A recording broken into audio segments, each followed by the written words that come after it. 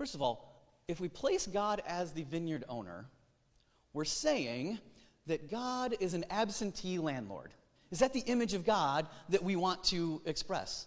Is that an image of God that resonates with who we are? Is that an image of God that at all resonates with who we say Jesus is? Not really, is it? What if the vineyard owner is not God, but rather the wealthy, predatory landowners taking advantage of his neighbors? That's the situation in first century Palestine. Friends, do you see how if your land had been taken through unjust, though legal, means that now you're merely a tenant on what's supposed to be your own land? How does that feel? Are you beginning to feel a different pull from this parable on who we are and who we're supposed to be? Is this parable about wicked tenants?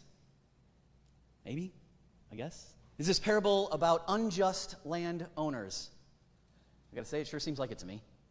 Or is this parable about the consequences of an ever-widening gap between the very few extremely wealthy and the supermajority poor? Friends, I am absolutely convinced that that is what Jesus has in mind when he's telling this tale.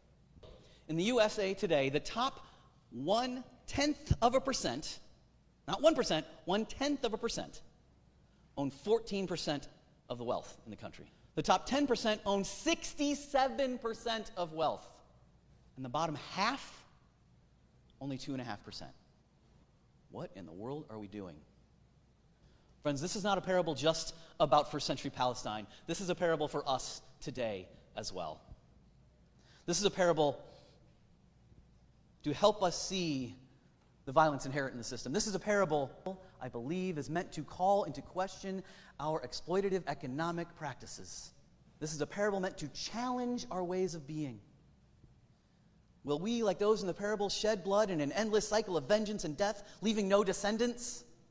Or will we hear Jesus' call to live another way, a call that's rooted in Jubilee, a vision for the world that says God's kingdom, God's idea about how to live on earth is one where practices of justice and mercy and kindness and peaceableness are the order of the day.